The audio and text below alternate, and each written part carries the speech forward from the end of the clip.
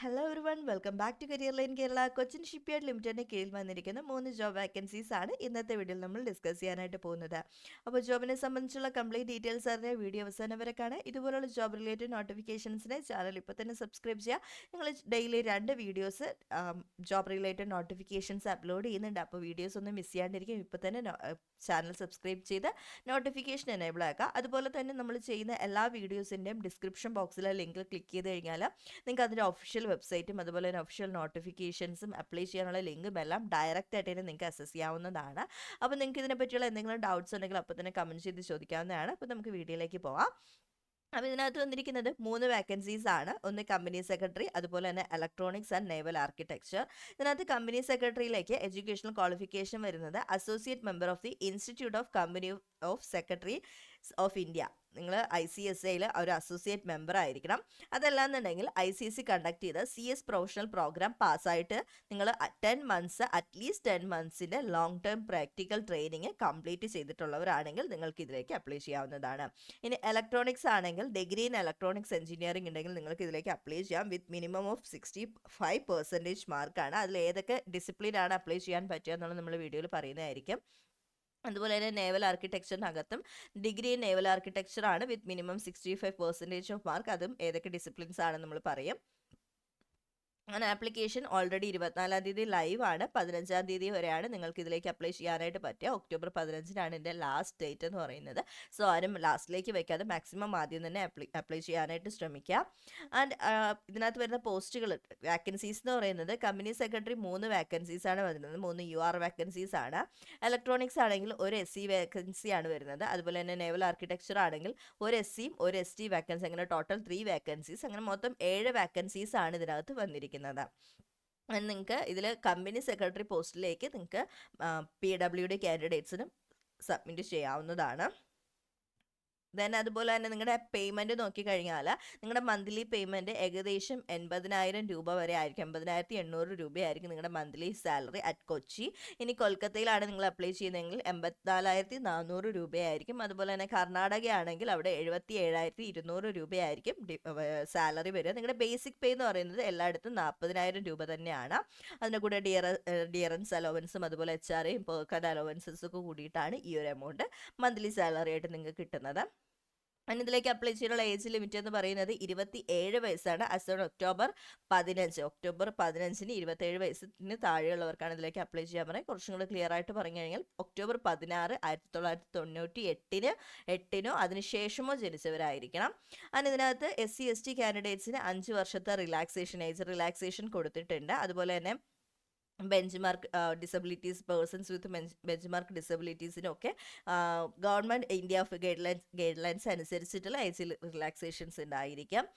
ഇതിൻ്റെ selection process നോക്കിക്കഴിഞ്ഞാൽ phase 1-നകത്ത് വരുന്നത് ഒബ്ജക്റ്റീവ് ടൈപ്പ് ടെസ്റ്റ് ആണ്. 60 മാർക്കിൻ്റെയാണ്. 60 മിനിറ്റ് ആയിരിക്കും ഈ ഒരു എക്സാം നിങ്ങൾക്ക് ഉണ്ടാവുക. ആൻഡ് ഇതിനകത്ത് general awareness, English language, numerical ability, reasoning ability ഇതെല്ലാം 5 മാർക്ക് വീതം, അങ്ങനെ 20 മാർക്സും. പിന്നെ നിങ്ങളുടെ ഏത് ഡിപ്പാർട്ട്മെൻറ്റിലേക്കാണോ നിങ്ങൾ അപ്ലൈ ചെയ്യുന്നത് അതിൻ്റെ ബേസിസിൽ ആ സബ്ജക്ട് ബേസ്ഡ് ആയിട്ട് ഒരു 40 മാർക്ക്, അങ്ങനെ ടോട്ടൽ 60 മാർക്കിനായിരിക്കും ഒബ്ജക്റ്റീവ് ടൈപ്പ് ക്വസ്റ്റ്യൻ വരിക.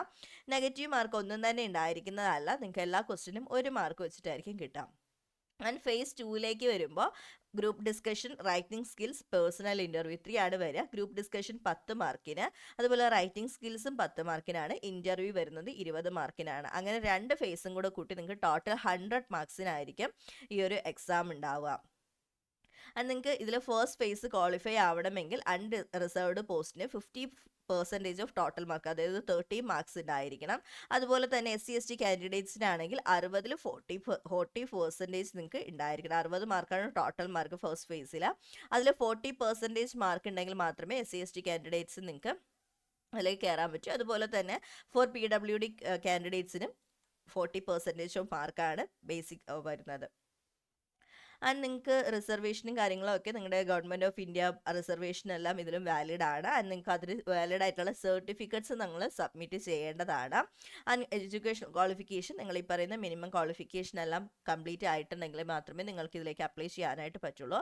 ആൻഡ് ഇലക്ട്രോണിക്സിലേക്ക് നിങ്ങൾക്ക് അപ്ലൈ ചെയ്യാൻ പറ്റുന്ന ഡിസിപ്ലിൻസ്, എഞ്ചിനീയറിംഗ് ഡിസിപ്ലിൻസ് എന്ന് പറയുന്നത് Applied Electronics and Engineering, Applied Electronics and Instrumentation, Electronics and Communication, Electronics and Instrumentation, Electronics Instrumentation and Control, and Electronics and telecommunication. ഇത്രയും ഡിപ്പാർട്ട്മെൻറ്റുകാർക്കാണ് ഇലക്ട്രോണിക്സിലേക്ക് apply ചെയ്യാനായിട്ട് പറ്റുക. അതുപോലെ നേവൽ ആർക്കിടെക്ചറിനകത്ത് വരുന്നത് naval architecture and offshore engineering, naval architecture and ocean engineering, dual degree in naval architecture, BTech with MTech ഉണ്ടെങ്കിൽ apply ചെയ്യാം. അതുപോലെ തന്നെ naval architecture and ship building engineering, naval architecture and marine engineering. ഇത്രയും പോസ്റ്റുകൾ, ഇത്രയും ഡിസിപ്ലിൻസിലുള്ള ആർക്ക് വേണമെങ്കിലും ഈ ഒരു പോസ്റ്റിലേക്ക് അപ്ലൈ ചെയ്യാവുന്നതാണ്.